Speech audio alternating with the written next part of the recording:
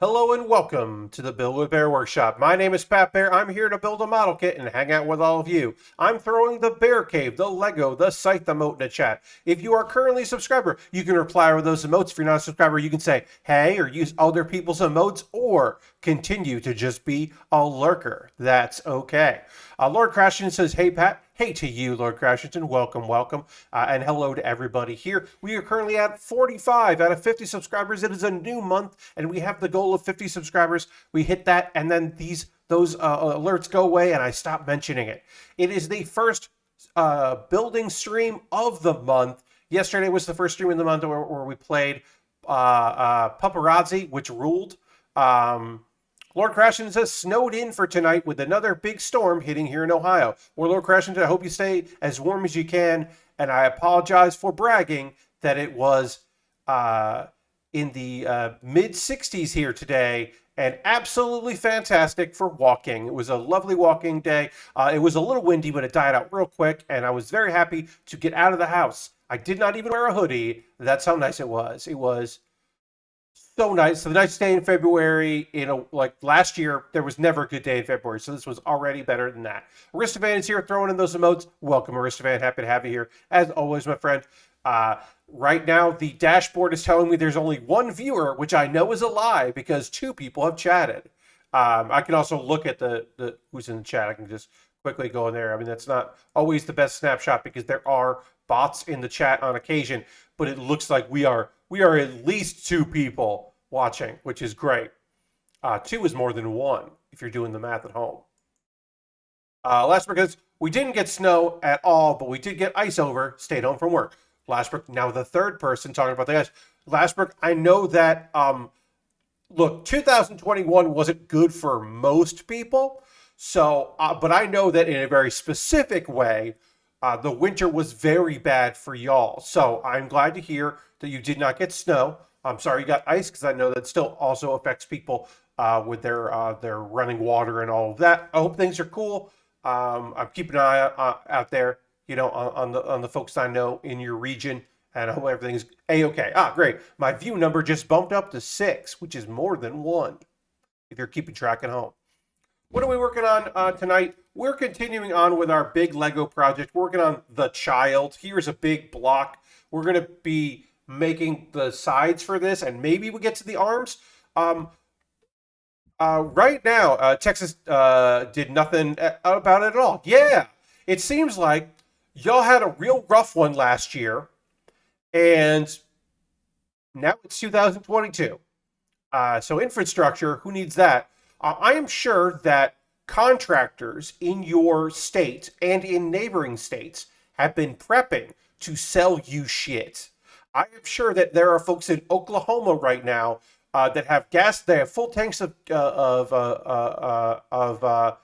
their trucks and their vans ready to come into your state to work on projects. There may be some people that cleared their schedule for the inevitable work that will be necessary because your state was just like, what happened? Which is fun. Lord Grasham says, was this kit released before his name was revealed? I believe so, because it is called Lego the Child. Now, it could be that it got released after, but they were putting the materials together and they just called it the Child. But yes, our child has a name, but we'll call it the Child because we'll go by the Lego name of it. Not a bit of green on this kit yet. We got some fun internal colors. We'll hold it up like that so you can see some fun internal colors that you don't get, you don't see, which is always fun about a cool model kit, Lego set, I should say. That does that. I occasionally will say model kit when I mean Lego set. Don't sue me for that, please. Hold it against me if you must, but please don't sue me. Okay, I just unfollowed somebody on Twitter, which is fun. Somebody that I like, that I have met in person. I would not call us friends, but we have been friendly before.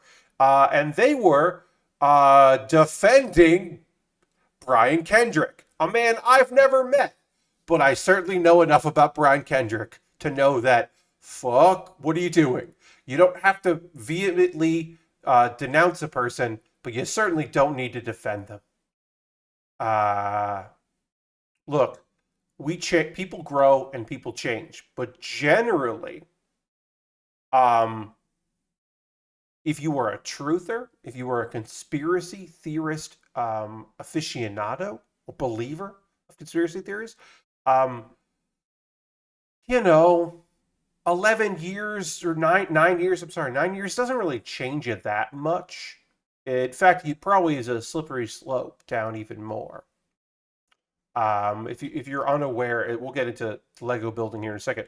But let me retweet. We'll get into it. I didn't want necessarily going to talk about this, but it literally just came across my feed as I went to go kind of boost my tweet up a little bit there. Bump my tweet up a bit, I should say. This came across, and I was just like, "Oh no, we're not doing that." We'll go to the overhead feed. Here's the overhead feed. Working on our Lego. We built this. You see, now we're building one side of this kit. You can kind of see, oops, oh no, I knocked a piece off that I don't know where that goes. It goes somewhere on this side here. Oh yeah, it's this piece here. It goes over here. I know where this goes now. I saw that before. But anyway, you can kind of see from this that this is like the front of the wing it. Yeah. This is kind of the front of our Lego set. Brian Kendrick, wrestler, he was in the WWE moons ago, a tag team champion. He later reinvented himself as the Brian Kendrick, which was a fun heel gimmick. It was in on the independent scene, Ring of Honor, and a brief stint in TNA.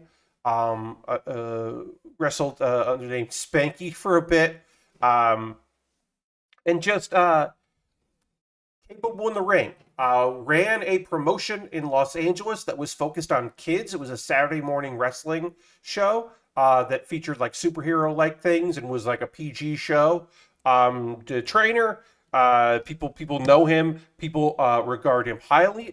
He worked up until Tuesday, when he received his release that he asked for. He worked for WWE as a trainer and producer for NXT. He had come back to be in the cruiserweight division and worked there as both a face and a heel. And it was not a unknown thing that Brian Kendrick is a conspiracy theorist. And very interested in those things and believes the things that he said.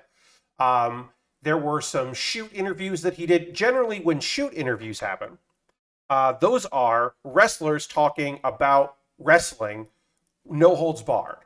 You're going to shoot. You're going to shoot on what happened. You're going to tell it like it is. You're going to be straightforward. And the shoot interview is a known commodity, especially in the days of the internet, of just being like, hey, I'm going to talk about what really happened. And generally that is just airing your grievances about things, behind the scenes stuff. Wrestling fans love that shit. Anyway, there were some, like, around the time of TNA Impact, he had talked about some of his theories on folks of the Jewish persuasion, on and 9/11, and people were like, hey, this sucks. And he was like, it doesn't suck. This stuff is important to talk about. And people were like, no, Brian. And then in 2013, yes, Lord Crashing did fun. 2013, he did a shoot style interview series that you could buy. You could buy it from a website, digital download, or buy a DVD. In 2013, you could buy yourself on a DVD. And if you bought like the DVD, you got like a bonus wrestling match from some indie promotion. But you could just get the VOD from this like organization. And it was shoot style looking, but it was Brian's like prompts, and then his responses kind of tied all together on many things. Religion, talking about particularly the Jewish faith, but also about 9/11 and Sandy Hook and various other things that he believed to be hoaxes and conspiracy theories. I cannot imagine buying a DVD of an interview. The one-sided interview last work too, because it's not like it's just basically like raw footage of stuff for an interview. Like the prompts cut out, so it's just like clipped together his responses on things. And there was a trailer of that that is still on the internet. People have put it back up. But you could, here's the thing that I want to say, because we'll come back to this in a bit. But I do want to make this clear about this DVD and this digital download is that in the year 2021, as of Wednesday, you could still purchase that DVD or that digital download. It still existed. It was still for sale. So 9 years later, this man didn't think at any point or didn't attempt at any point to get that shit off the internet. Now, it still would have existed. Reviews of it would have existed. The trailer would have been out there. People that bought it and saved it in the computer would still have it. But he could have gotten away from it if he truly felt sorry for what he had done, if he had regrets, if this wasn't who he was, if it was, oh, I was just saying all this stuff and didn't think that it would affect people negatively or that anyone would listen to me, or it was just to make money, I was at a low point in my life, whatever. If he had done any of that, you could be like, okay, well, this fucking sucks, Brian, but all right. If he's still selling his sins, I mean, he's not personally selling it, but a company sells it, and he, that he made a deal with. And the thing that I will say specifically about that is, up until Tuesday, he worked for the World Wrestling Entertainment Company, which is a very big company that has, in the past, made things go away. Not saying that they, I'm not going to make any claims about them being a righteous company. They're not. But an employee of theirs that had been there for a very long time could have, at some point, said, hey, this thing exists. I don't fucking know what I was thinking with that shit.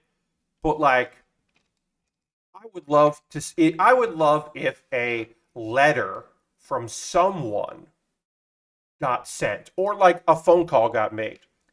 Hey, just being hey guys, how about we invest in your company a little bit and this thing goes away? That kind of thing, right? Hey, do you really need to still sell that? How many copies of this have you sold? That kind of shit. I could see, that. But that didn't happen, as far as we know. So when Wednesday, they announced, hey, Brian Danielson, he's got some interactions with Jon Moxley. They're doing a whole thing. Moxley's going to face Brian Kendrick. Weird, right? Yesterday, he was signed to WWE, not as a wrestler. He didn't have to compete with, his latest contract. He was a trainer. No non-compete with that. He's going to wrestle. And people were like, this is cool. This is weird. So it made news. And then somebody was like, hey, y'all.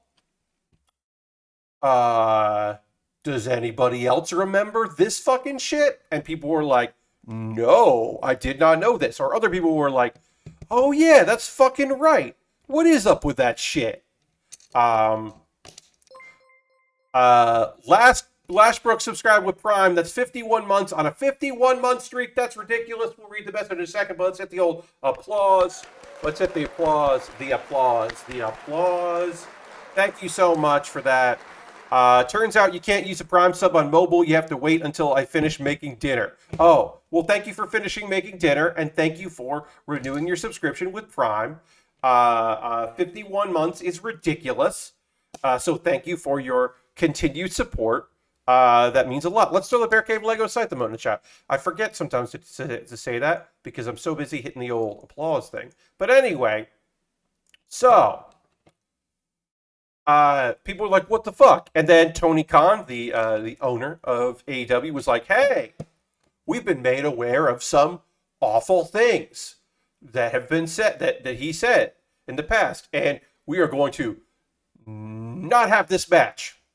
And Brian Kendrick put out a statement that was basically better than most statements, but still spineless. It was I'm so sorry to the people that I hurt with this blah, blah, blah. And it was a several paragraph, screenshot thing. But it's this thing where you're like, oh man, if you had just ended your job and then waited a while, if you hadn't tried to make this shit buzzworthy because the idea of, he said, hey, I've asked for my release. It was granted. So that was already news because he said it out loud. And then the next day, you're going to be wrestling on the competitor show. Like, that is a lot of news. If he had just there still would have made news. People will still have been talking about it, but it's a very different thing. So, yeah. I just said these things for years. They aren't my beliefs. Get the fuck out of it. Yeah, exactly. Like, I'm just a known conspiracy theorist. And that often is what people I know who consider themselves to be interested in conspiracy theories, like people are interested in model kit building, or people are interested in, like, baking bread. There are people that this shit is a game. This shit is interesting. And what ends up happening is often is that does evolve into people like starting to believe these things. Often does start with people just going, isn't that interesting? Isn't that like, because you go from, not you, but you go from, huh, I mean, that does make more sense than reality, because reality sometimes doesn't make sense and isn't neat and clean. And you're like, yeah, to, oh, well, when I say stuff like this, it gets a rise out of people. And I like that shit. To, well, these other people believe it. To, well, it's got to be true, because the alternative is that I have put all this effort into shit that doesn't mean anything. And that can't be true, because I'm a smart person. So, like, I'm onto something. Now I believe in something, and I belong to something. But it is this thing where you're just like, because the fucking best case scenario, there are two best case scenarios alternatively. If you want to look for the best case scenarios, one, he doesn't believe in any of that shit. He told a bunch of bullshit to sell a bunch of DVDs. In which case, fuck Brian Kendrick. Or he did believe in all this shit 9 years ago, and over the last few years has, like, grown as a person. In which case, you fucking own up to that shit preemptively. And that sucks, and I know that people don't want to hear that. People definitely don't want to hear that. But, like, like, that does, like, you can't tell me that he was like, oh shit, I forgot all about that thing. Like, no. That's the thing that you go, I hope no one important enough brings this up. I hope this doesn't get retweets. Like, no. It's 2021. Everybody knows about the thing that could ruin them. With the exception of psychopaths. Psychopaths do not remember. Sorry, you're right, Lashrick. It's 2022. I'm still writing 2021 on all my rants. Ooh, I like that. That's not... That's pretty good, I think. I think that's pretty funny. Sorry to congratulate myself for banter that I think is okay. But yeah, it's 2022. Like, no, everybody knows the thing that could ruin them, and you have to get in front of that shit. Like, you just have to. Like, in the case of wrestlers, you legitimately have to be the guy that, or girl, or non-binary person, the person that goes away. Because if you go away, you can come back. And it sucks that you can just come back. It does suck, but you can. Lester says, I have no idea how it's February already, but I have to write the year out a lot for my job, so I'm pretty cognizant of it. Yeah, it's February 3rd, folks. We're in February. It's a new month, which is wild. But yeah, so this is like, it sucks because I think Brian Kendrick is a good wrestler, and I enjoy watching him wrestle. Lord Crashton wants me to hit the ska button. I will in just a moment. I will hit some ska for you in just 1 second. Let me find the piece I need here. I found it. Now it's time for ska. We played this last night. Is our new ska theme for the month, and because I am using stuff outside of the Elgato system, I can edit them in Audacity, and so we don't have any buildup, and we're just hitting the ska.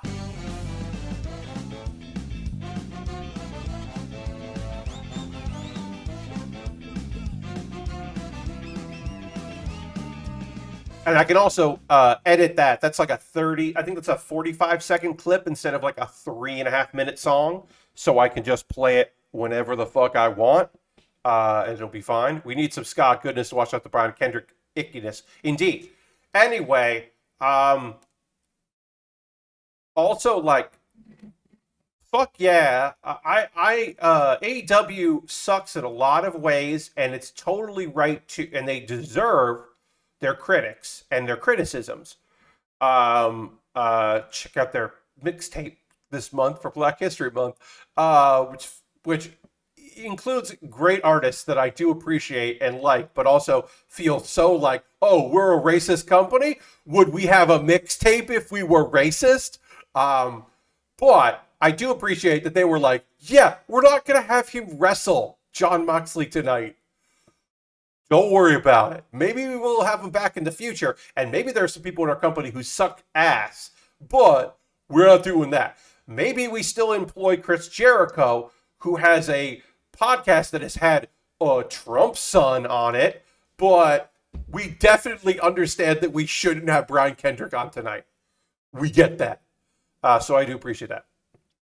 Yes. But now to Jericho. Last Brooker literally said that, typed that as I was saying it. But yes, now to Jericho. Yes, indeed. Clean house.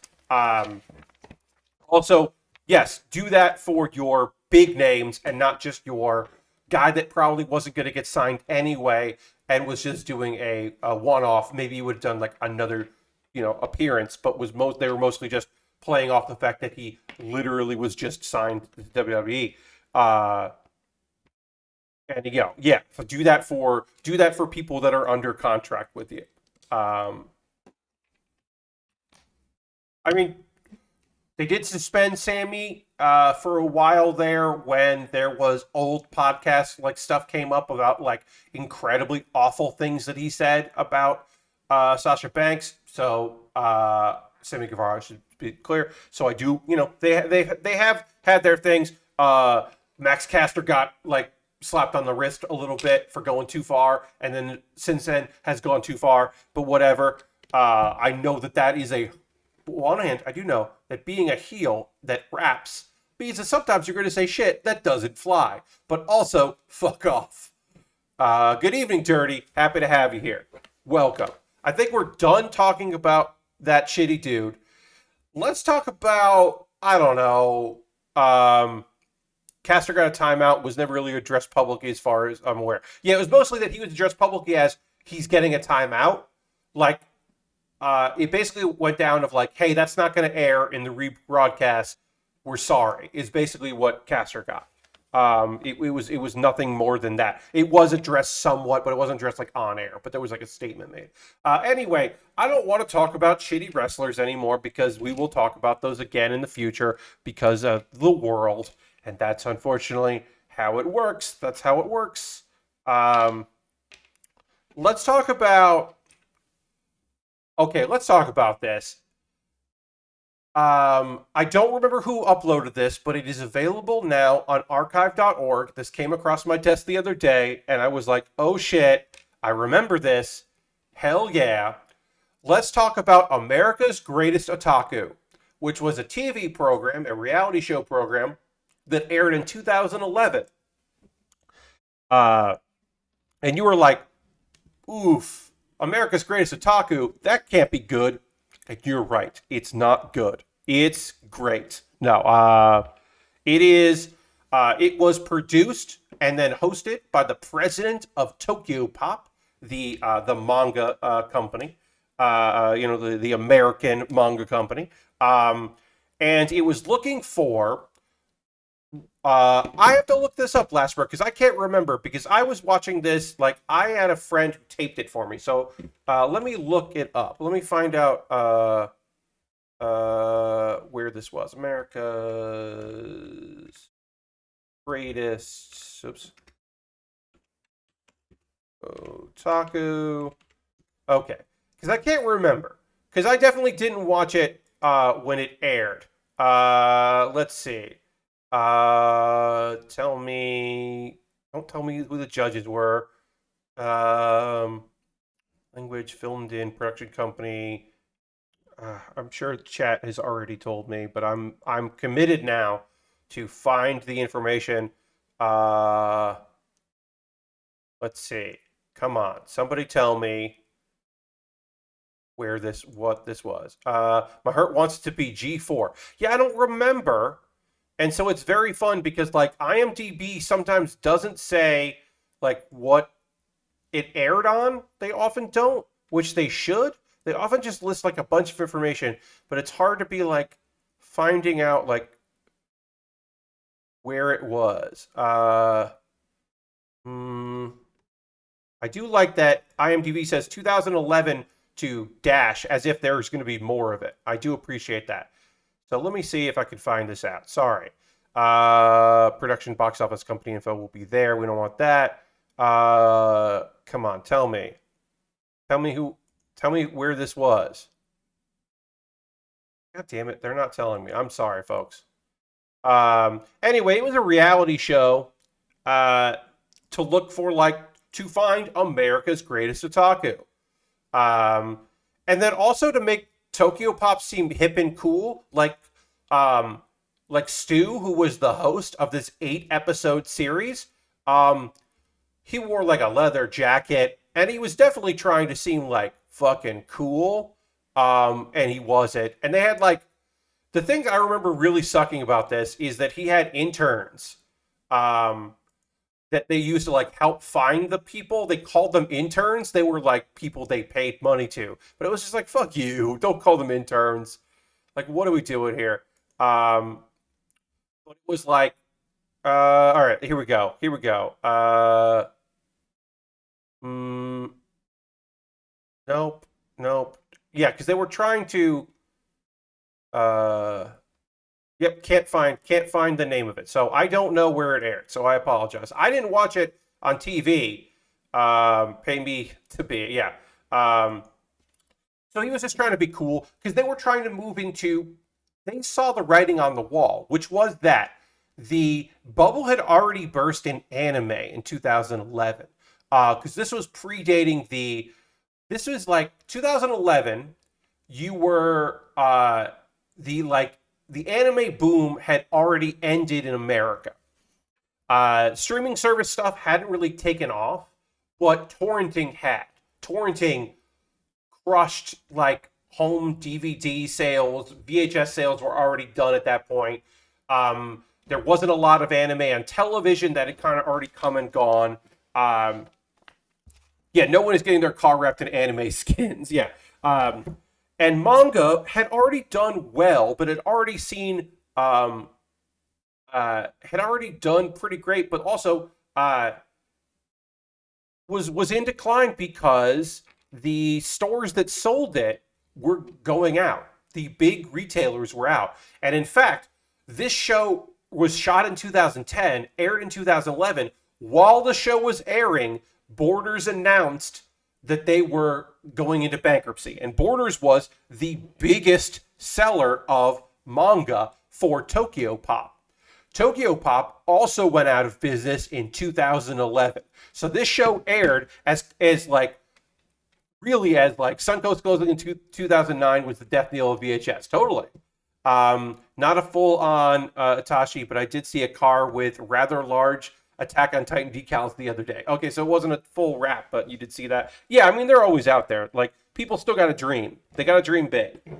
All right, so we are putting on the side here. You can see a part that's going to be like this is where the arm is going to attach. Oh, this is where the arm is going to attach to. So we're getting there. Um, but anyway, this show is. Someone commented, and I think it's apt to mention it that this feels like something from 2003 instead of 2011 or 2004, and that's true because. a thing that really needs to be said and understood about anime culture is between the rise of Toonami and the rise of streaming services, and there was a very cool cold period in otaku culture in America. Like manga sales were good in early 2000, early to mid 2000s, but by this point, 2000 teens, dying. That's why Tokyo Pop was trying to be a cultural brand. They were trying to be something more than just a publisher. Also, you may remember in that time period, but also in Tokyo Pop's comeback, trying to cultivate American comics in the style of Japanese manga, which people had done before. Obviously, to certain degrees, web comics were doing, but they were trying to get like American interests in that, like to go up. And then when they came back, they had like a whole like terrible contracts thing. There was a big Tokyo Pop fiasco with that, with them just being like completely like garbage, like getting people's first comics like that were never actually going to like pay. Basically, at the end of the day, people owed them money to never actually make their comics, and that was like just how things were going for a lot of people. But at this time, it does feel like 2004 when you watch this, and you can look this up on the Internet Archive. It's there. Check my Twitter if you want a direct link to that. But it is an interesting time capsule. The grand prize is an all-expense paid trip to Japan. That's it. They weren't like it wasn't like it was nothing to do Tokyo Pop. They were just going to give you a trip to Japan, and like that sounds fucking cool. And for the people who were doing this, and look, I imagine there are a few people that were at the time embarrassed to be part of this, but like we're like, well, whatever.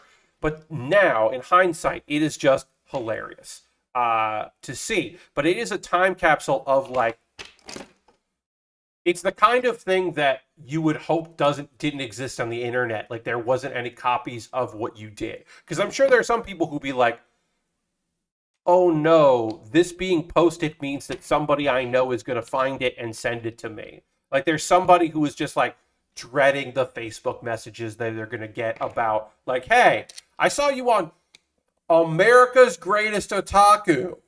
That's you, right? It'd be like, oh no. Also, John, I didn't even say hi. I forgot to say hi. Sorry, I got so interested in talking about this. But yeah, it's totally a time capsule. It's totally worth watching. It's also incredibly difficult to watch because it is, and I don't use this term lightly, cringe. It's just cringy. It's not cringe, but it's cringy. It is like, ugh, like it feels gross. Watch it. Watch it. Look, it is very fun to watch it, knowing that like at the time it's being recorded again 2010, that this man a year from now will be declaring bankruptcy is interesting. It's like it's more of like culturally interesting, but it also like reminds me that we didn't have like, yeah, anime culture was really stuck. We really needed a big hit after our big hits, and we didn't get them. And like, it really, Crunchyroll going legit really did help a lot of people like get like a wave that we're dealing with now. But yeah, it's like a lot of the people that are being interviewed, like the very first episode, like Japanese is thrown in, it mixed in with English, and it's all terrible.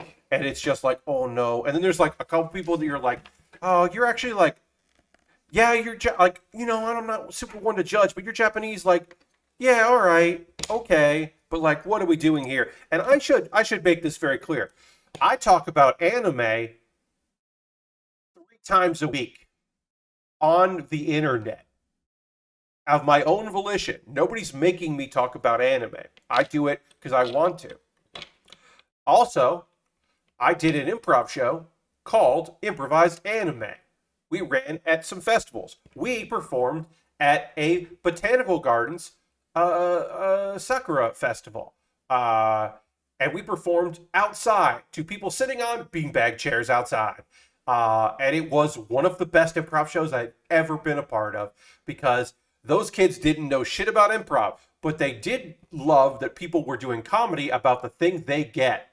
Ooh, when I made a reference about like a Dragon Ball reference in an improv scene, holy shit, they were psyched. They were so psyched. Yeah, one of like best responded like to improv sets ever in my life was that show. Like I get it, like, and maybe in 10 years, 51-year-old Pat Bear is gonna be like, Pat, why are you talking about anime and manga? Why on February 3rd, 2022, did you talk about Mashle, Magic and Muscles, a manga about a what happens if Saitama went to Hogwarts? Uh, you're right. What the fuck am I doing with my life? But I'd like to think that at 51, almost 52, Pat Bear would be like, yeah, that tracks. Yeah, that makes sense. Whatever. Sure. Like, sure. Uh, I get that. Yeah, sure. That makes sense. Like, I don't know. I'd like to think that that age Pat Bear would be like, yeah, all right, we'll talk about it.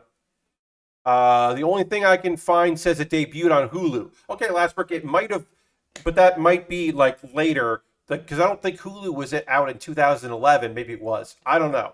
Anyway, the thing is, they produced a show, and some people watched it, and it's a cultural artifact that you should track down because it's very funny to see what people in 2010/2011 thought would be good entertainment, and it is a clear attempt to rebrand a company that is doomed to fail, and that's fucking fun because apparently, yeah, because the manga business was tanking. Oh, it was tanking. 2011, I was buying graphic novels from probably a comic book shop on 40th Street, Midtown Comics. I was probably buying my graphic novels from Midtown Comics because you got $10 like in store credit for every $100 you spent. So if I was buying $10 graphic novels, it was like buy 10 get the 11 free basically. Um, Google says Hulu started in 2008, maybe 2007. Yeah, so that might be like, yeah, it just aired. But yeah, maybe they produced it and shopped it around. I know I watched it at the time, but maybe also I watched it torrented. Maybe somebody just put all the episodes up. But it is impressive to check it out. So I do recommend going to the Internet Archive and checking that out. And just look around on the old Internet Archive. You'll find something weird. You always find something weird there. Sometimes it is awful, but most of the time it is culturally interesting. But yeah, I think that was the era where Hulu was free to watch with ads. Probably Lord Gratchis. It was probably before Hulu. It was probably before NBC wanted you to know it owned Hulu, or maybe they hadn't owned it yet. But yeah, that's totally possible. So we're gonna keep building this. We're just working on.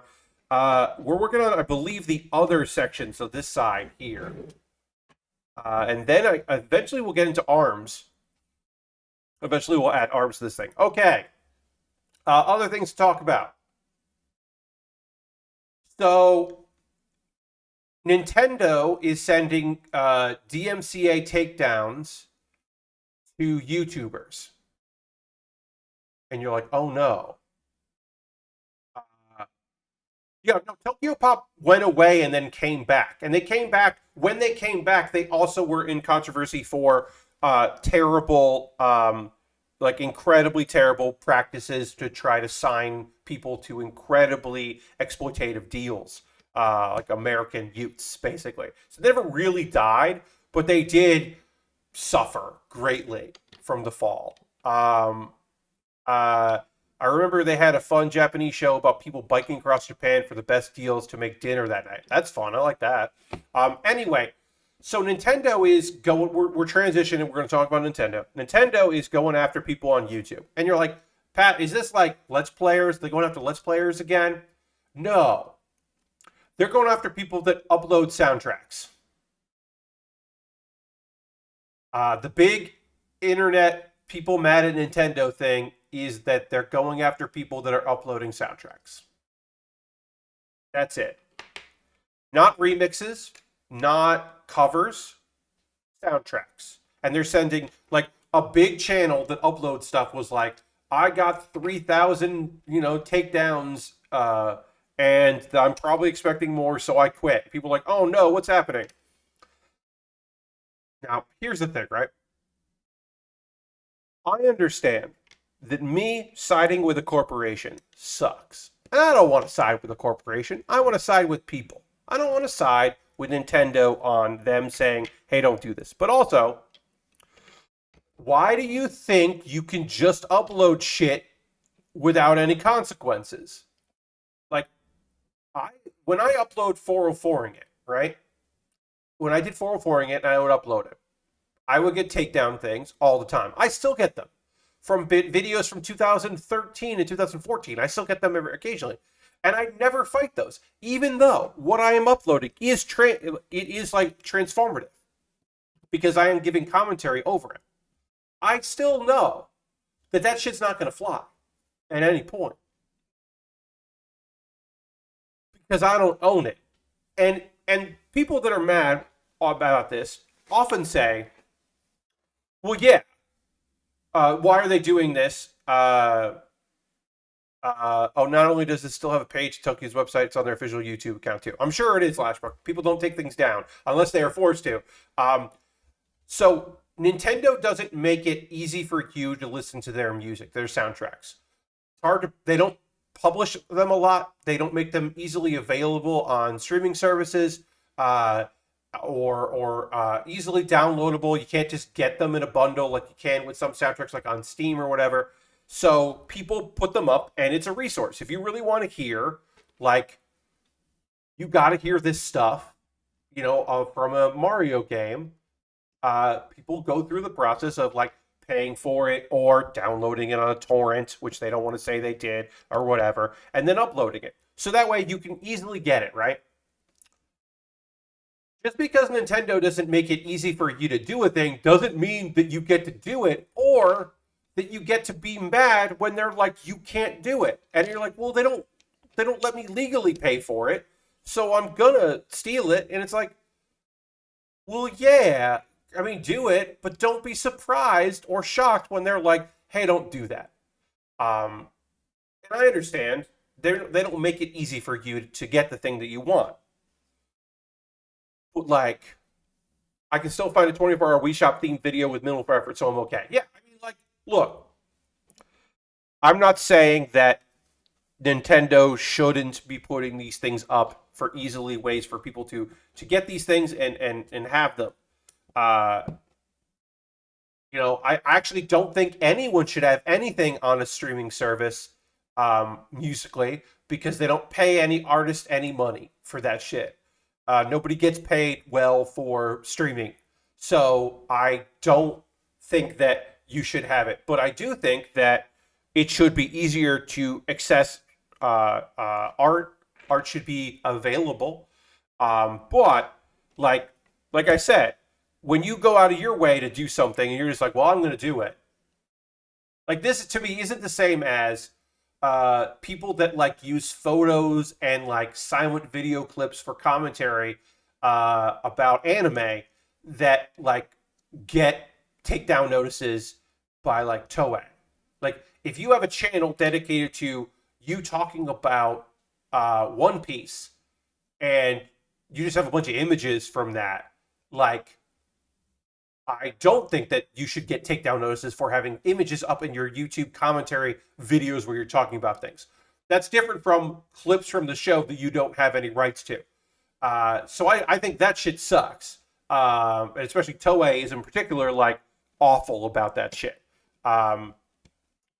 Basically, there's a pretty well-known YouTuber whose name escapes me, and I apologize, who all of his content is now blocked only in Japan, because that's the compromise that YouTube basically came up with, because Toei is wrong, but they can't just say no to them.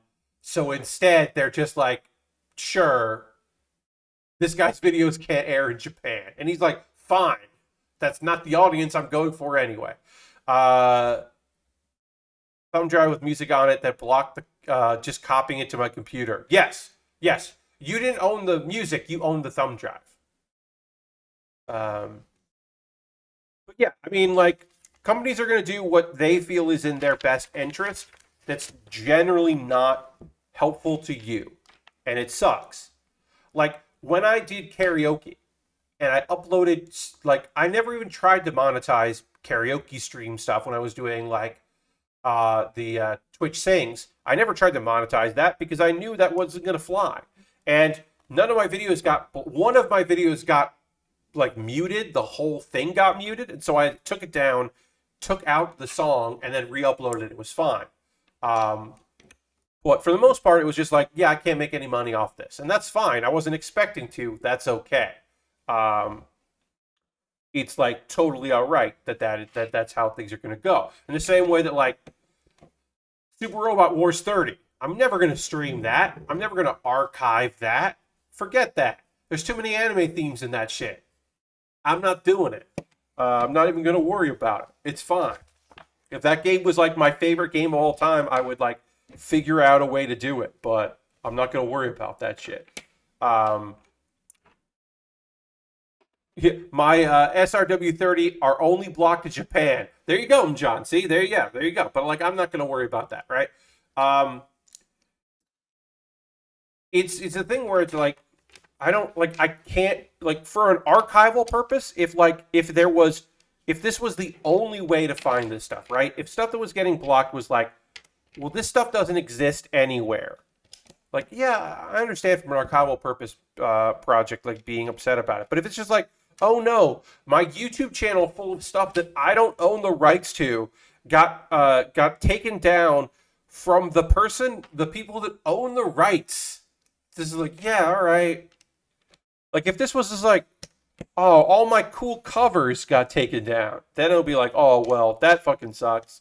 All your cool covers. But it's just like, no, this is shit I just don't own the rights to. That they're just, like, mad at me for they're having.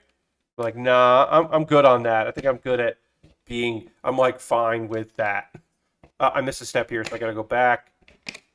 I need 2 1x3s. Can't beat it. Missing a step. Anyway, I don't fucking know. Shit sucks. And it's weird. Oh, I put this on wrong here too. Jeez, I'm getting all kinds of mistakes here. Basically, don't be surprised. Oh, there's a video that I had up that was to a song that eventually just got taken down. And that's fine. Like, it's not a thing that I would, like, promote right now. I don't, like, necessarily, like, agree with it. I do have a copy of it saved, but I'm not like, oh no, now no one will ever hear this cool thing that I did. This, like, cool edit I did to a song. Just like, yeah, all right. I have the original stuff. I could go back and put it to a song that isn't going to get me in trouble, but that doesn't matter to me enough to be like, oh, worried about it. I don't know. It was one of those things where I was just like, what did Nintendo do? Oh, that's what Nintendo did? Okay. I guess. Sucks. It sucks if, like, that's, like, the music you love to listen to. But I don't know. I don't know. What else can we talk about here before we get into the pulse of the cause and then talking about some manga and some anime? Hey, I don't know what this fucking means, but I'm going to talk about it, which is welcome to the internet. I don't know. I'm going to turn my mic down a little bit here. I'm peeking there. I don't know what this means, but I'm going to talk about it. Today, Nintendo, through the Pokemon Company, I should say specifically the Pokemon Company, but this is technically Nintendo news. The Pokemon Company, great start for any statement. Yes, indeed, Lord Crashton. Hey, I'm being honest, at least. Pokemon TCG is going to have the trading card game. For those that don't know, trading card game is going to have this summer a Pokemon Go expansion, and I don't know what that means because they don't say what it means. Pokemon TCG. It's not a spin-off TCG. It's an expansion for like it's like a themed. But what does that mean? Because Pokemon Go is just Pokemon. So is it going to be like about buddies? Because that's kind of a Pokemon Go thing only. Is it going to be about like hatching eggs? But that's still a Pokemon thing. Is it just like all of the cards are related to like specifically Pokemon Go, like memes? What does it fucking mean? I don't know. But it's happening. Probably just trainer cards and whatnot that feature Pokemon Go characters. Yeah, so I guess that it's just gonna be like the hot lady from like Team Mag, like like great. It's gonna be like those people. The professor from Pokemon Go is gonna be a card, I guess. I don't know, but it was just one of those things where I'm like, I saw the retweets of this, and I'm like, well, I'm gonna go to this website. And I'm gonna look this up. Shadow Pokemon, maybe. Yeah, maybe. But I was just like, what does this mean? And I went to the website and it was just the trailer teaser I already saw, which was just like 2020 summer, 2022 summer, Pokemon TCG and Pokemon Go bring you Pokemon TCG, Pokemon Go. And I was like, okay. So that's happening. I don't have any more details on that. I would love to give you more information, but I don't have it. So I can only just speculate. Cemetery and church cards, since there's a lot of Pokemon Go stops. Yeah. Uh, every Pokemon gym will also be a like a gas station or an actual real gym. Uh, I love how they added the Voltorb, the old timey wooden Voltorb. They were just like, oh no, time travel, I guess. Yeah, they're just like, hey, we don't know how this works. Maybe it means they're going to introduce the like Pokemon Go exclusive Pokemon. It'll be in like the trading card game. But they already introduced Meltan. So what am I even saying? Meltan already is in the world. I don't know if he's a Pokemon. I don't know if that Pokemon is in the trading card game yet, but I assume it is. Um, yeah, they were just like, time travel is the thing. Also, I can't complete a like special quest in Pokemon Go because I can't trade Pokemon because I don't have any Pokemon friends within like 300 feet or whatever.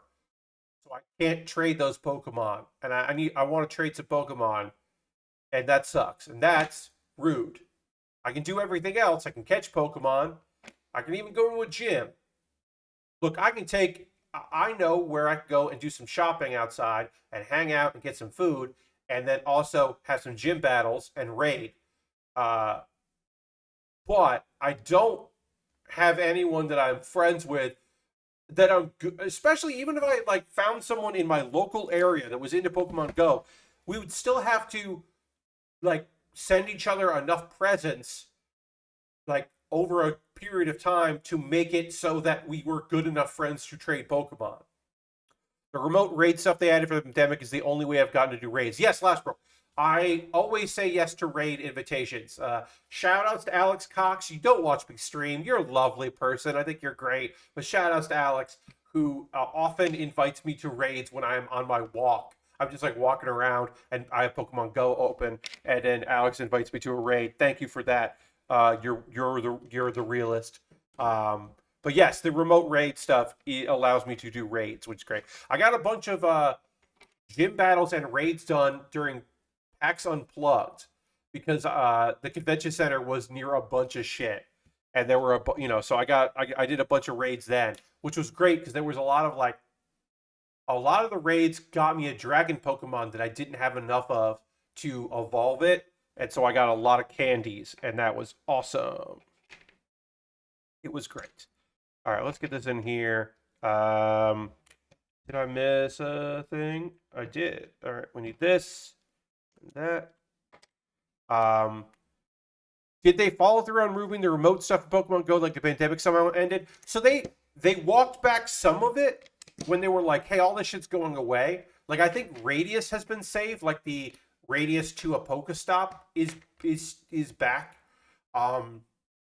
But and they still give you 5 gifts a day, which is great because otherwise I wouldn't have any gifts to give people because you can't buy gifts. If you could buy gifts, I would consider it. But like I don't go to Pokestops. There's not a Pokestop within walking distance from my house. So it has to be when I'm out and I don't go I go out to walk. Uh I could bike to a Pokestop, but it's like fucking far from where I'm at. Because I don't really leave the house. Um when I went to the on Tuesday, I went to the post office and Arby's. I took an Uber to Arby's and then walked across the street to the post office because I had to mail some stuff out, which I was happy to do. But it was very funny because I was just like, let me hit all these Pokestops as much as I can. Let me hit all these Pokestops. I gotta get some. I gotta get myself some eggs and I gotta get myself some gifts. Um, did you get some of those cheese sticks? I miss having a nearby Arby's. John, I have not been to uh yeah, and an Arby's in a while. So I got the big beef and cheddar and curly fries, and then I also got one of them ham and cheese sliders, which are good. Curly fries are definitely classic. You're right. So here's the best part. So I I went to Arby's, ate at Arby's, went across the street to the post office, and then I went back to Arby's to pick up my to get an Uber back because I had for some reason saved that address. So even though I was at the post office, like I had to get picked up at that Arby's. So I walked back across the street, uh, and my Uber driver appeared, and then my Uber driver was like, "Hey, could you cancel this?" And then like search for another driver, and I'll say yes, because I haven't eaten in a while and I haven't been to Arby's in a long time. Are you in a rush? If you're in a rush, we'll go. You can say no. And I was like,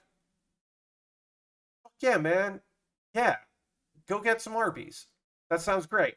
I'm not in a rush. I was not in a rush, folks. So so my driver, so I canceled the pickup, and then my driver went in, got Arby's, and then came out to go, obviously.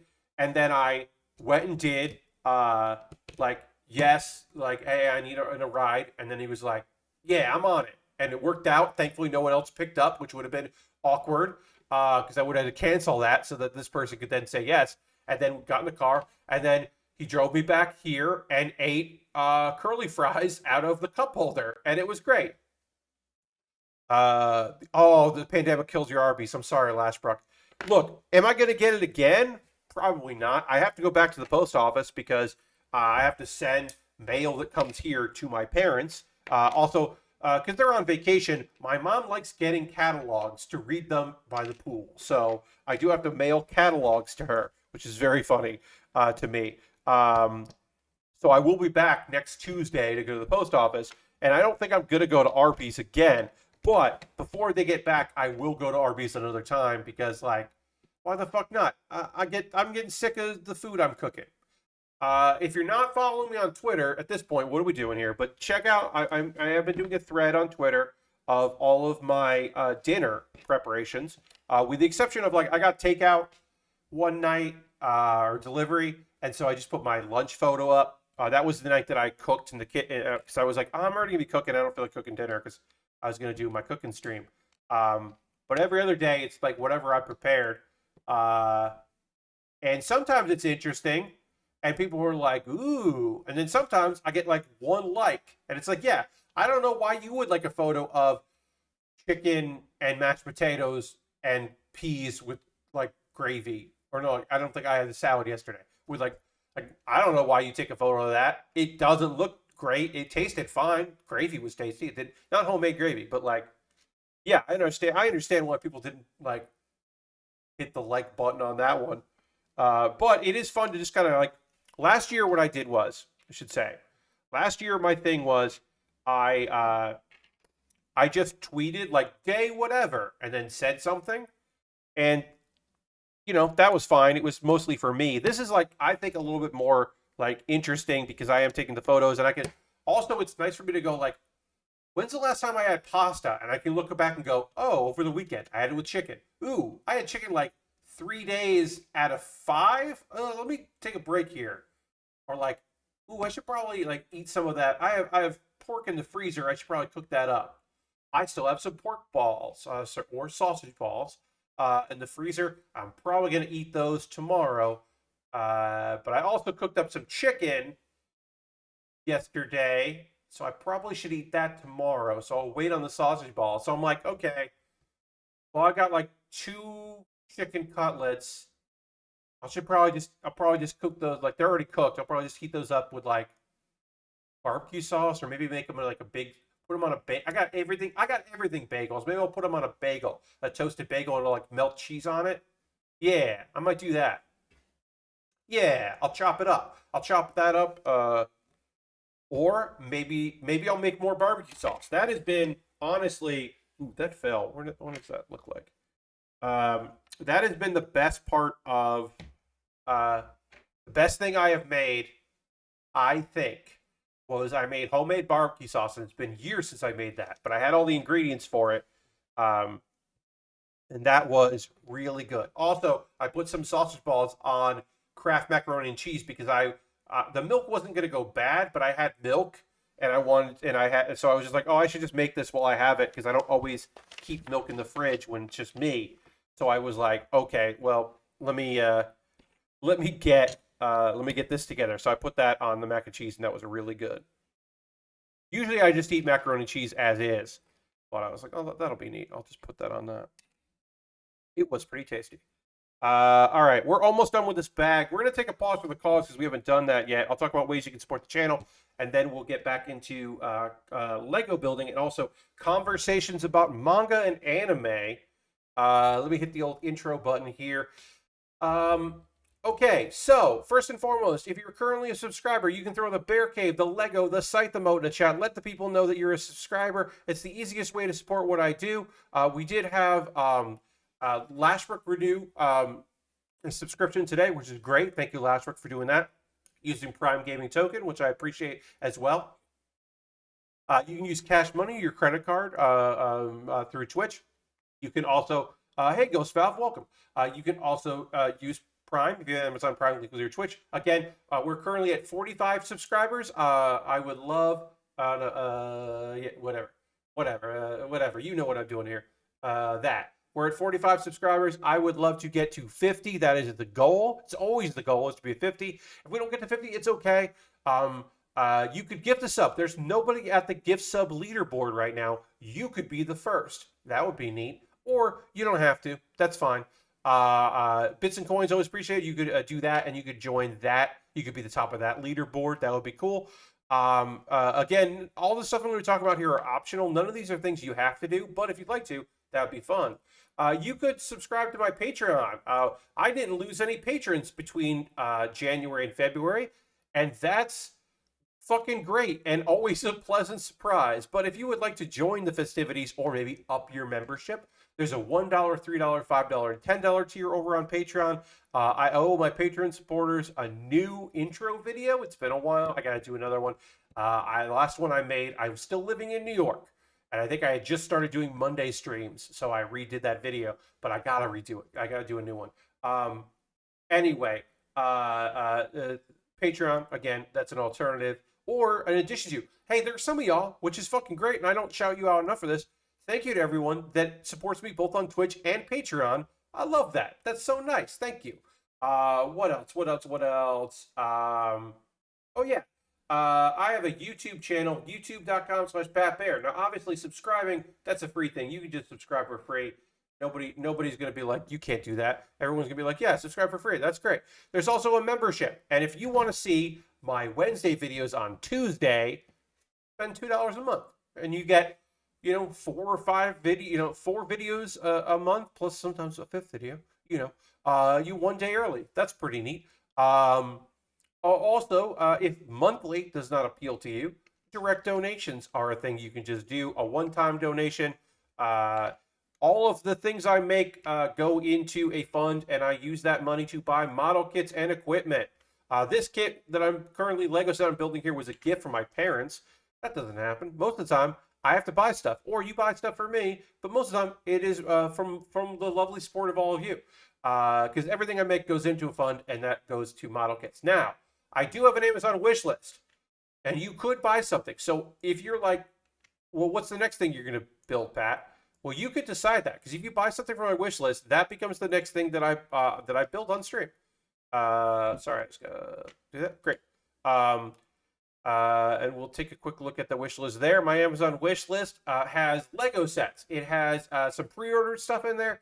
Model kits, inexpensive kits, very expensive kits. I added a few new things in there. There's a pre-order right now for a 30-minute mission, the Exum 21 Green Raboid. I've never built the 30-minute mission. It's up for pre-order. I'd be happy to build one of those. So I put pre-order in there. They don't charge you on Amazon. They don't charge you for the pre-order until it ships. So that might be good. But yeah, I got some model kits in there, Lego sets, and inexpensive kits, very expensive kits. There's a Boba Fett action figure if you want the Star Wars to continue. Kits that are just like, why is that price so high? And then a bunch of equipment at the bottom, because I know sometimes you're just like, I don't know what to get you, Pat, but I want to support you. I'll just buy that. So take a look at that, see if there's anything there you buy. I shoot a video about the thing that you purchased for me, and it jumps the queue, as I said. Same thing if you buy something from USA Gundam Store. You get a gift card to USA Gundam Store. You can send me the code that you get in your email and just DM me the code, and then I'll buy something from USA Gundam Store. And you can be like, hey, they have a bunch of stuff from G-Reco. You should build a kit from G-Reco. And I'll be like, let me look up what I built from G-Reco. And I'll see if there's anything there. That's just I think off the top of my head, because that's a series that I've only built, I believe, one kit from. But they're like, oh, they got that Gundam narrative kit. You should build that thing. Hey, they got the only thing from Hathaway you haven't built yet. It's very expensive. Here's a gift card. Be like, okay. Let's see. What else do I want to say to you? Oh yeah, you can support me via Discord. We're gonna get back to building, folks, in just a moment, but I just want to get through this stuff real quick. I got a Discord. You can join my Discord for free. It's a nice, lovely little place full of nice people that post stuff they're working on or just chat. It's like a nice little place. Not too busy. It's not gonna be your busy Discord. What else? A couple of video links for you to check out. If you haven't checked this out yet, I will eventually stop plugging it, but I'm happy every time they ask me to do it. So Giant Bomb invited me to do a top 10 list again. They're very kind for allowing me to continue to not talk about video games at all, but instead talk about my top 10 anime. I also did a video version of that for Pat Bear's Anime Club, so you can check that out here. I do want to give a shout out to someone. I'll remain nameless, but I did have someone that sent me a DM today that said, hey, I'm really loving Super Cub. Thank you so much for doing your list on Giant Bomb. And that makes me so happy, because that's a person that doesn't watch a lot of anime, but always picks a show, at least one show from my list now, 2 years running, to go check out. And this year it was checking out Super Cub, because that spoke to them the most. And that fucking... I don't know what else to say. That makes me so happy that people are like, check out stuff. Like I get that in the comments. You know, it's people that are like, hell yeah, thanks so much for talking about. Like somebody tweeted something or messaged me about something hey, look at this comment, and it was like, I never thought I would see anyone mention the Saint's magic powers omnipotent on GiantBomb.com, but it's happened, and I'm like, hell yeah, that's what I'm fucking here for, my friends. Yeah, I don't know. That pumps me up in a way that few things do these days, because it's fucking hard out here. Anyway, Do You Remembaer is an ongoing video series that I do, where I read a Wikipedia article or some other thing. I'll do another website at some point. Right now it's Wikipedia because it's easy. And I try to remember everything I read and regurgitate that in hopefully an entertaining manner. And this time I talked about, oh God, what is her last name? Zara Rutherford. Zara Rutherford is 19 and did something that no one else has ever done before. She was on her way to break one world record, and in the process broke another world record. did her own category of a world record. Zara Rutherford rules and literally just did this and finished this in January. Started last year, finished January. Check it out. This is a 19-year-old awesome person, and I was psyched to talk about her. This is already now my favorite. I've only done a couple of them. I think I've done 4 now, or 3, 4. This is the best one I've done. So check out Do You Remembaer? I think it's a good series. It's nice. I think you'll like it. All right, we got to talk about some manga, and then we'll talk about some anime. Let me get the manga loaded in here to talk about. Then I'm going to get prepped to talk about some anime. Then I'm going to um, drink some water, and we'll transition dramatically.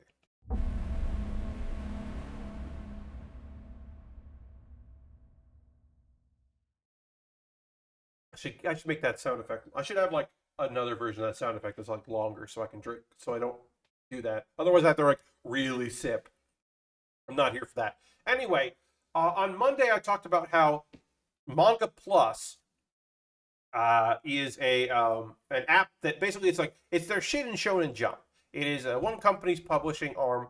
A lot of the stuff that you see in that you can find in the Shonen Jump app or even the Viz app as well. Um, but they're running a promotion where everything that is currently running, so it's not every title they have, it's like, so not like Hunter x Hunter, but like anything on Manga Plus that is currently in distribution this year, you can read everything. Generally, you read like the first couple and the most recent couple, but you can right now read everything for free once. You can read all the stuff that you shouldn't normally be able to do without paying one through. So I picked a series that I like had read a little bit far before. I've not even talked about it on the stream before, but I was never caught up. So I'm slowly getting caught up on Mashle, Magic and Muscles. Again, I'm reading this on Manga Plus, so it's like I'm being all legit and cool. And it's all in app. This is all in app.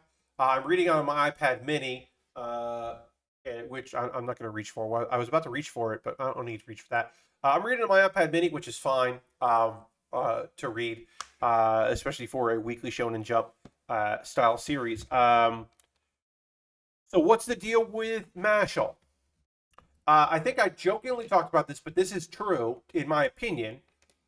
What this series is like. It is, for all intents and purposes, what if Saitama, the One Punch Man, went to Hogwarts? It is a world where magic is everything. Magic is the only thing that matters, and how much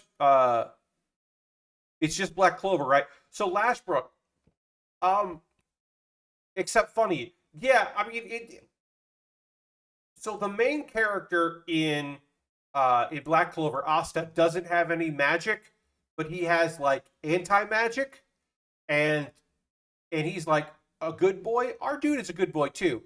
But yeah, what if instead of having cool swords that he shouldn't have, and our your main character just fucking punched people? Um, so I've been reading that, and it's fun because he is like dumb, like he is like dumb and nice like Saitama. Now, I'm not going to get into why it isn't just that, but it isn't just that, right? There's a little bit more to what's going on there in that um, he's abnormally strong, and there's a reason why. So it's not just in the way. That's why I kind of compare it to Saitama, because at the beginning it's just like, okay, well, he grew up without magic, and they hid this from everybody. He was in the woods. He just lived in the woods with like a person that raised him because he had been abandoned, and this person was like, it sucks that you don't have any magic, so I'm going to keep you hidden here because they might kill you. But everybody hates people that don't have any magic ability. So like, I'm just going to keep this on the DL. This is the only way that I can protect you. Ooh, did I miss a step again? Damn, damn, Pat. Really are out here missing steps left and right. All right, so this is going to go like that. It does make me wonder. Like, I'm like, did I like miss any? Like, what am I doing?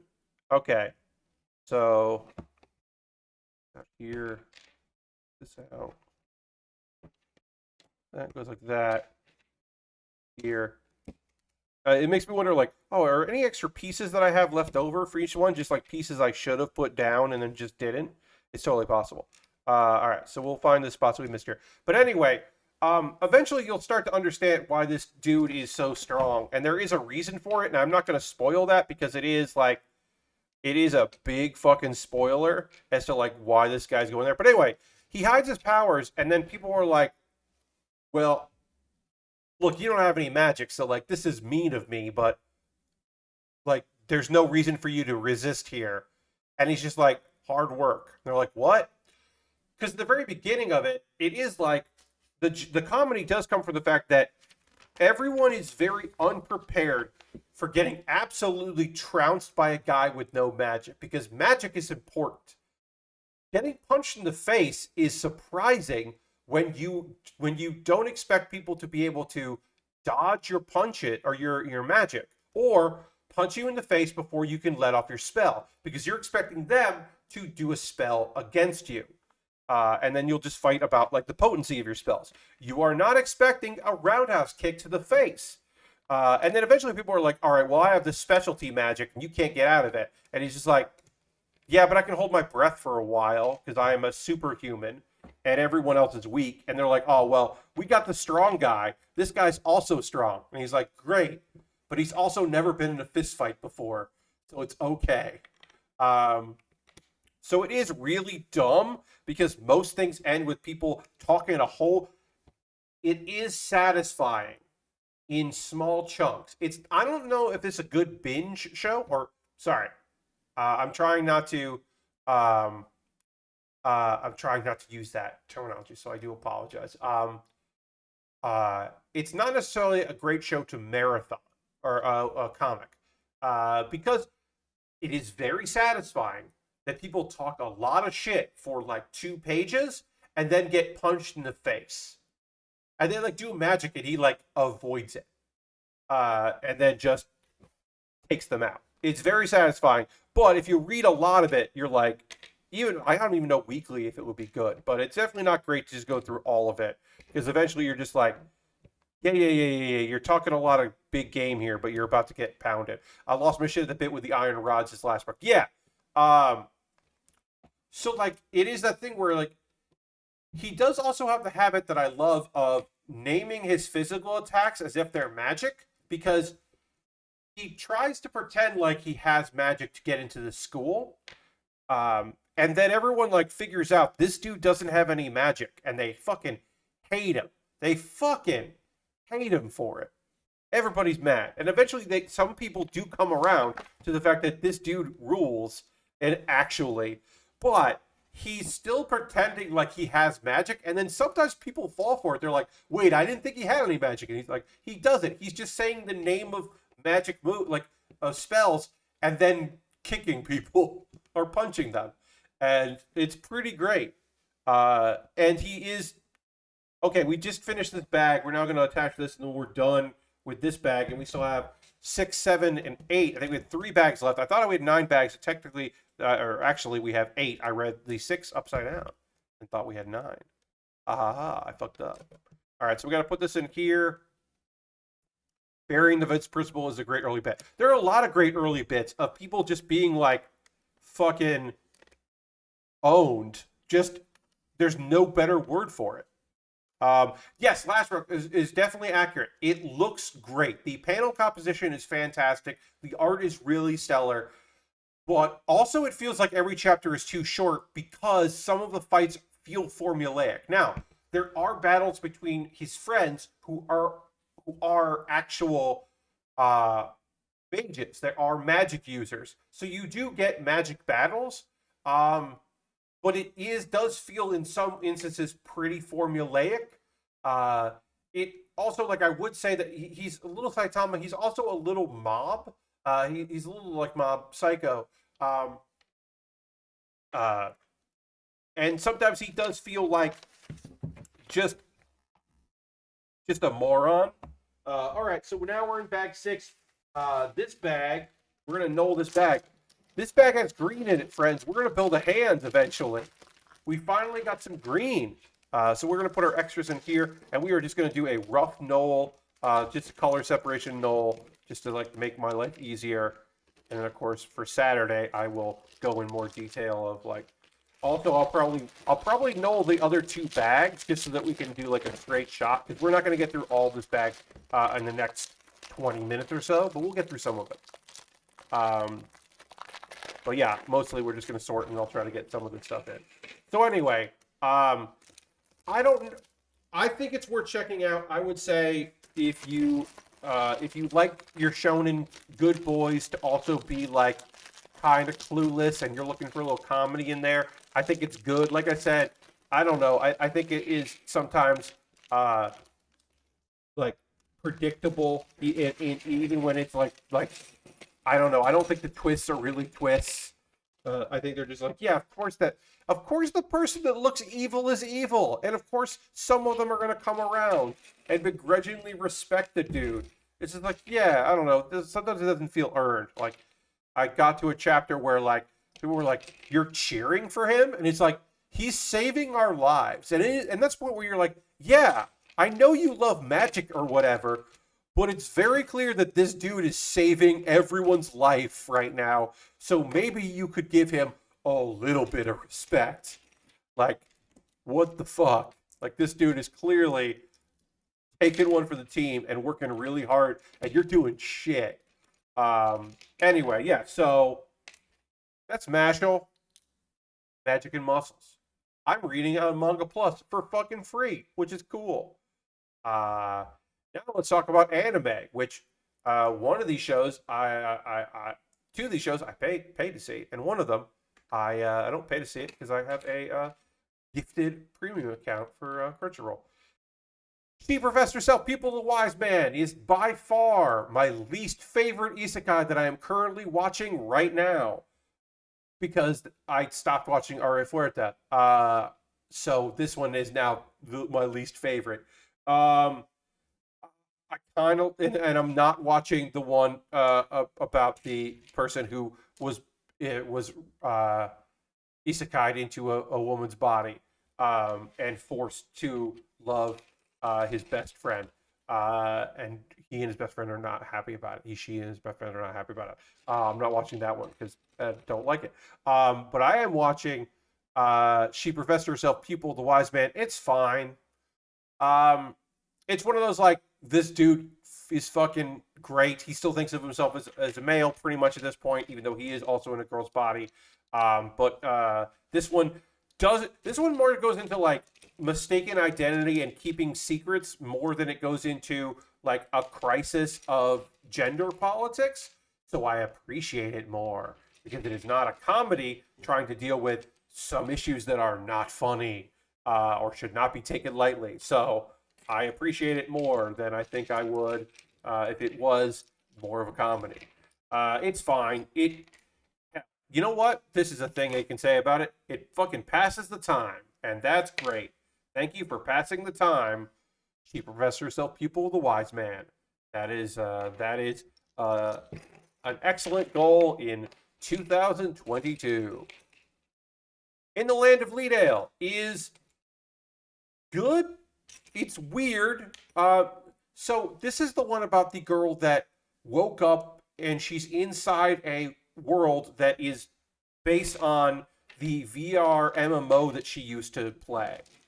And now she's like, it's the world, and she's like, sometimes she gets sad, she gets depressed, and she's kind of dealing with the fact that, oh, this like, I died, and I'm here in this world, and is this real? And what does it mean to be a mom to NPCs who are now real people? What does this mean? She meets her grandkids because she has grandkids now, and that doesn't go as good as she would have liked because, like, the comedy in this is awful. Is also just like often Kaye just being like vicious to her kids in a weird way, or like she finds out that her rep is that she's a hard ass. She gets mad and acts like a hard ass, and it's like, well, yeah, this is what they're talking about. You just like get angry at them. Uh, and I don't know. I don't know what to think of it. We're past the point that I was reading the manga because it is based on a light novel and there is a manga adaptation, but it is now past that. And I think I probably would have stopped reading the manga at this point. But I'm probably gonna. I think I'm gonna keep watching because I do think that it's very pretty looking and it's fine. This season is fine. How a Realist Hero Part 2, I think is really solid. I think Slow Loop has been cool. Oh, we just got what we got going here? Kongman46 is now following. Thank you for the follow, Kongman. Appreciate that. Welcome to the Build With Baer. Happy to have you here. All right, we have now knolled, and now it's time to build a hand and an arm. Finally, the child is getting an arm. And then, like I said, I'm gonna properly know all this by like putting these together and like doing like this so that I can easily find everything I need. I'll do that in the future. But yeah,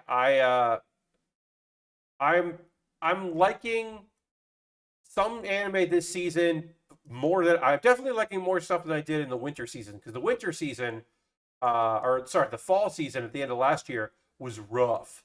So this season at least is uh, definitely like more into it. But yeah, there's definitely like more stuff to like. Like I said, Slow Loop I think is actually like really solid. How Realist Hero I've been enjoying, and I'm also not loving but liking the Genius Prince's Guide to Raising a Nation Out of Debt because it is a character that like sucks, but like for a reason. But yes, also Kongman, I am an adult fan of Lego. You are correct. I have been enjoying this big, massive Lego set that I am putting together here. I'll put that there.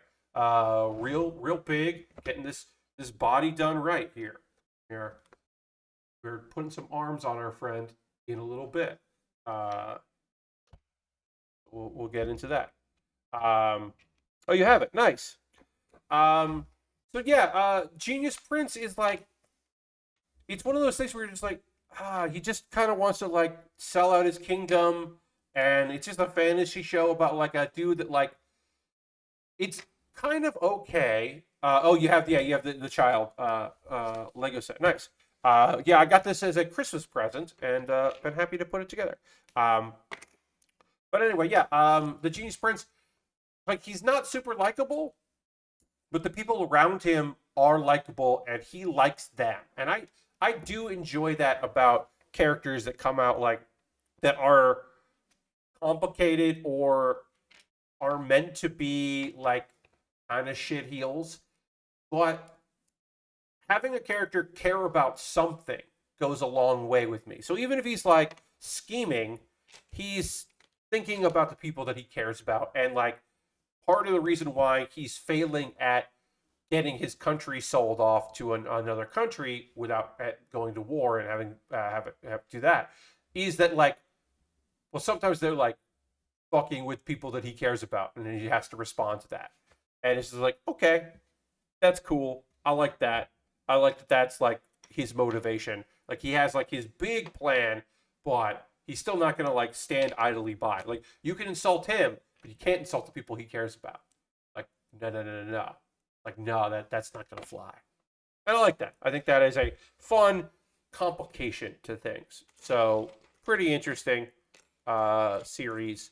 I'm glad I picked it up. I kind of like skipped it at first because there was a bunch of stuff that I was watching that comes out on Tuesday, Wednesday, Thursday. So I picked that up now and is replaced Cara Fuerte, which does give me that overpowered main character, but he's so goddamn edgelord about it, and it's the most obnoxious harem show of the season.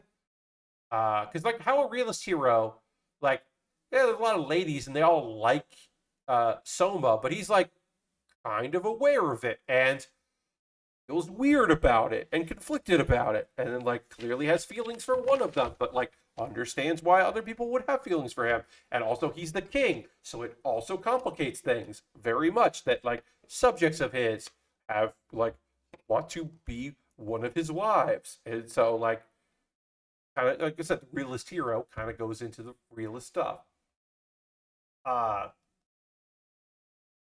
Strongest Sage, there are three ladies, only one of them clearly likes him, and he's also like very confused about that, so that's pretty fun. That he's just like, oh, I don't know what to do about that. Like, oh, I'm shy and embarrassed about this because I did this is my second life, and in my first life, I never had anybody be into me. Because one of the ladies in Strongest Sage with the Weakest Crest is a dragon, so and she knows who he is. Like she knows that he's a reincarnation, and she is terrified of him getting mad at her. So uh, Iris rules. Iris is my favorite character of the season. I guess that's all of the anime that I am currently watching right now. I do need some new stuff to watch on Sunday, Monday, so I am going to go through things that I haven't checked out yet. I still want to watch the there's a romance anime, a high school romance that I haven't checked out yet. That looks good. I've heard good things, so I want to check that out. Um, Apparently, the baseball violent, the extreme baseball gang warfare baseball anime gets better. I the first episode, I was just like, the first two episodes, I was like, oh no no no no. But apparently, it does get great. So I might go back to that. I don't know though. I don't necessarily think I'm going to. But there is a few things. There are a few things that I haven't checked out yet. So maybe I will. Um, I haven't watched. I don't know if it's on Crunchyroll. The Shenmue thing. I believe that debuted on Adult Swim. I don't know if it debuted on Crunchyroll as well. I can't see myself watching the Shenmue anime. Shenmue anime. Um, I've only played most of a good chunk of the first game. Never played the second. Didn't play the third. Don't really have any strong feelings about Shenmue. So I can't necessarily imagine unless people were like, "It's the best show this season." Then I'd be like, "Oh, okay." Um, My Dress Up Darling. Stop watching that because I've said this. The anime based on the GB Endurance run, indeed. My particular opinions on this thing that I'll say about My Dress Up Darling is I feel too old for it because it is a high school show that is a romance show where one character is incredibly fucking horny and it just feels weird to watch it. I do love the premise of these like people that like come together because he's always felt like an isolated person because of his hobby, and she's exploring a new hobby and feels weird about telling people about it. The only thing she ever felt comfortable in her life, so now they're kind of like thrown together. But she's like way too open about everything, and he's just like, "Is this how people talk? Is this how people interact? What are we doing here?" Like she's talking about like a porn game, and he's like, "Is this? Is she joking? Is she messing with me?" And he's like, "No, she's not messing with me. She's just telling me this thing. What the fuck? Like, I don't know." So it is kind of fun to have him be like, "I don't know how to deal with this person," but then also it's just like, I don't know. It's messy in a way that I'm like, I can't quite put my finger on this, but like, I think I might just not be the demo for this, and that's fine. I don't have to be. In many cases, I am not the demo for a lot of anime, and that is okay. I was just like, no. I think this is one of the shows where, like, if someone told me my favorite show this season is My Dress Up Darling, I'd be like, cool. I hope you love it. I hope it's great. But I'm like, meh, I'm good. I think I'm good. Uh, okay, so we need 1x6s here. Again, when I'm off stream, I will null the rest of this bag, and then I'm just gonna do the next two. get it all together, be ready to go for Saturday. We're not done here tonight yet, but we are getting close to being done. And then when we are, so the next stream will be on Saturday. I don't know if I'm going to wrap this up because we have to finish the arm and the hand here on this side, and then the other one, and then the head. So my thinking is maybe we won't be done until Monday, but I originally didn't think we'd be done until next Thursday. So the idea that we'll be done sometime during Monday stream is great because I built the Xeon back there, and that was several streams. That was a real great that took quite some time to build. So we went from that to this Lego set, which is also a big endeavor to do many streams. So I would be pretty happy with like getting back into building high grades because that's all I have left in my backlog, my personal backlog right now for the stream. It's all just high grades. So I will be happy to build a few high grades. Like I'll be happy to have like a done in 1.5 streams, like just something that we can like get to finish up. That sounds actually great. All things considered. Yeah, so now in the comments, let me know what you're watching, or the chat, I should say, what you're watching, what you're checking out. If there's anything out there that you're like, this is my favorite thing right now, I'd love to hear it. As I say, that Lord Crashington wrote in the chat here as I go and find some pieces that I need. The big update for Power Wash Simulator seems like it's not far off. Based on last week's devlog, is suggesting one of the new maps is the biggest yet. Yeah, we're doing a subway station is the thing that they previewed, which is going to be their biggest thing. I don't know how I feel about another location that's like inside because, I mean, I wouldn't say that the outside bathroom thing was daunting, but it was one of my least favorite things that I've power washed. Um, but the subway like could be fun. That could be a good time. But yeah, that next update sounds like it's pretty soon. Um, 3 episodes until the end of season 2 of Honor Blood Orphans. Says Unjan also played SRW 30 DLC with them in it, and it's pretty fun. Oh, nice. Yeah, Iron Blooded Orphans fucking rules. That is a fantastic show.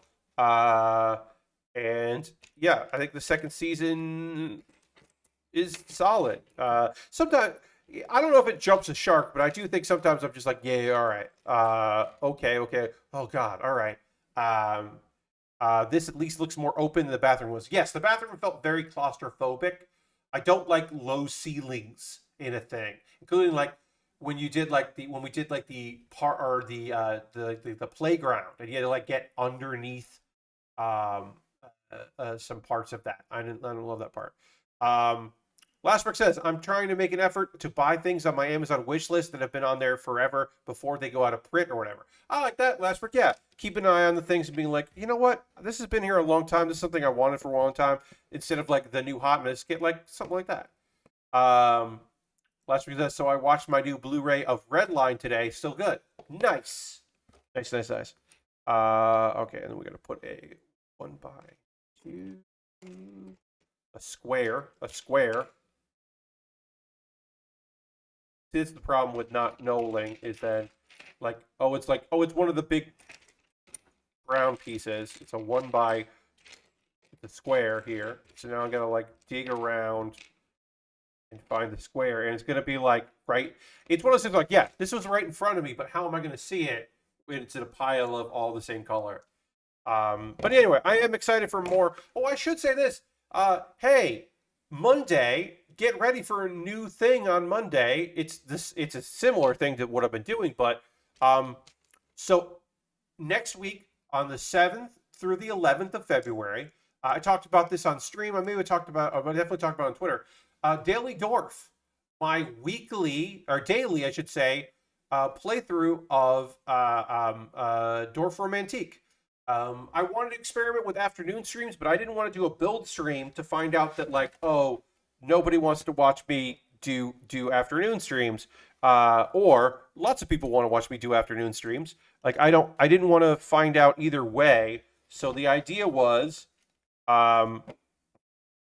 so this goes like this.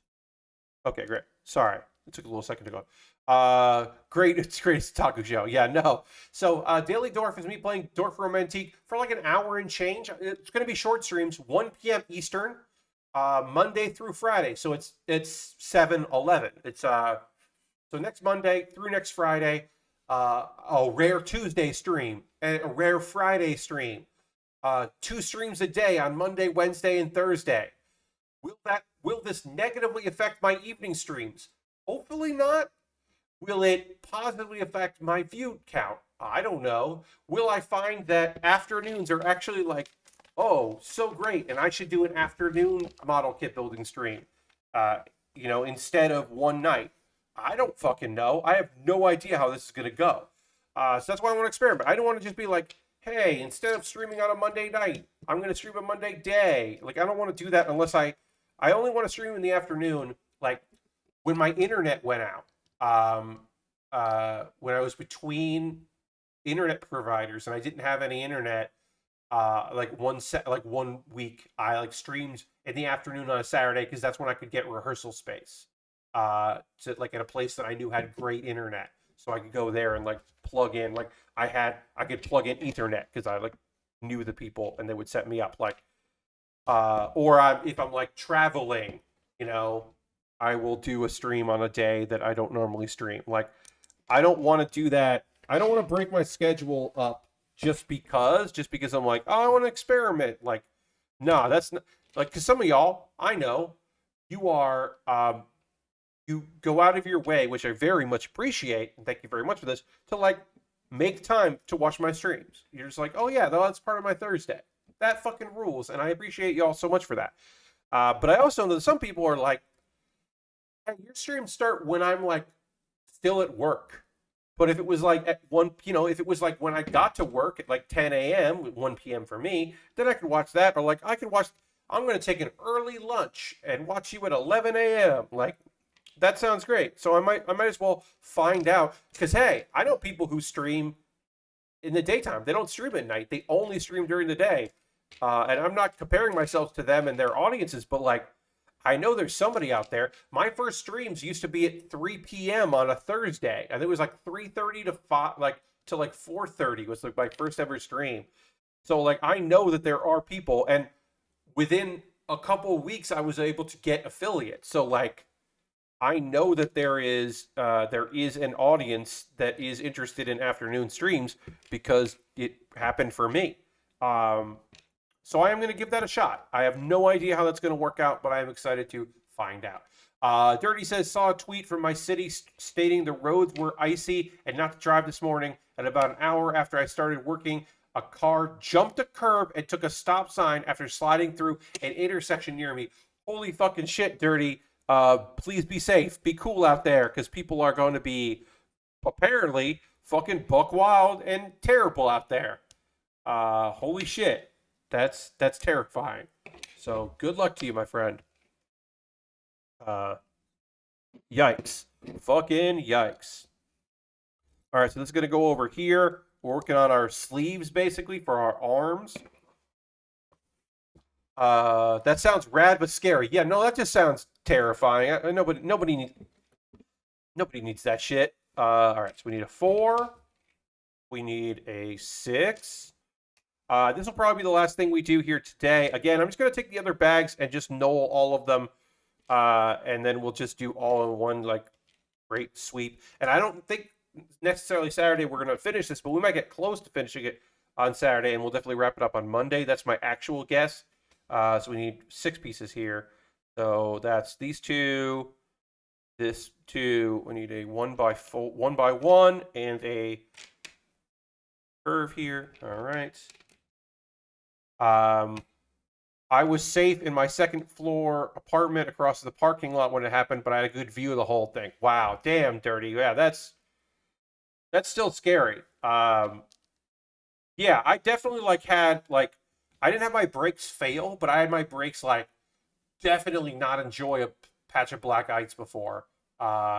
We Texans apparently don't know how to drive in ice and snow. I mean, look, I'm a New Englander, and there were still plenty of people in like, you know, New England and New York that like didn't fucking know what they were doing out there, because it'd be like 4 mild winters in a row and then like one bad winter, and people have like fucking forgotten how to drive in it, because it's like there'll be years without snow and people will just be fucking foolish. So I've definitely experienced that. That's not a wholly unique thing. Okay, so this is the arm, and then we'll do the hands. I'm just going to attach the arm before we put the hand on there, just because why not? So that is just one unit. But this is wait, how is this hand attached? So we'll build the hand later, but right now we'll just put this here, and this goes. Wait, which side is it? Okay, so it's this side. This is the one. This is the arm that isn't on, like one arm is out and one arm is just down. So this is the one that's down, and we'll have to pull that off to put the hand on there. But I like doing that. So we've gotten some of this kit done. We got a good amount of this done. This big old Lego set. And then we'll have to go back and do that. Weather advisory is speaking black ice tomorrow, which is terrifying. Oh, black ice is the worst.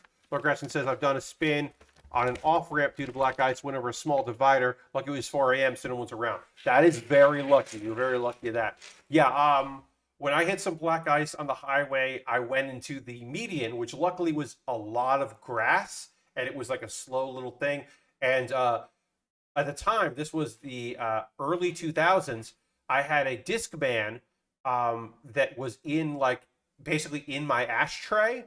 And it had like one of those tape adapters that was like not an actual tape, but it had a cable coming out of it, and you could plug it in, auxiliary. And my CD didn't skip. I like spun over, went into the divide, drove in the grass for a while before finally my brakes picked up, and the CD didn't skip at all. And I was just like, oh, okay. Whew. It was mildly fucking terrifying, but did okay. And obviously, I'm fine today. All right, so we're gonna wrap up things here. I'm gonna get this back over here. It's easier. I'll go back to the intro screen. We are gonna go raid. That is how we end every stream here. Is we go on a raid. So feel free to come along on this again. My next stream on Saturday, where we will probably finish up the arms and at least some of the head on this kit. We'll get some of the face done here. But we're gonna go and raid. So let's see who was out there. Somebody that I want to go give a little attention to, give a little love to. Who's doing stuff out there that we want to hang out with? Well, we gotta go raid Xandra. Xandra's playing Ember, EMBR. So I guess that must be like a Tumblr thing. But I don't know what it is. But it looks zany. Oh, it might be co-op. I don't know what this is, but we're gonna go raid. That's a firefighting game. Thank you, Ember. I get it. So we're gonna go raid because we haven't raided Xandra in a little while. But Xandra fucking rules, as you know. Xandra, she made all my emotes, and she's just like a lovely person. So we're just gonna go give her a raid because that'll be nice. So feel free to come along on this raid. Check me out on Saturday. Thank you so much for watching. I hope you have a great rest of your night. I had a great time here. Thanks for being here, and have a great one. Goodbye, everybody. Goodbye, goodbye, goodbye, goodbye, goodbye, goodbye.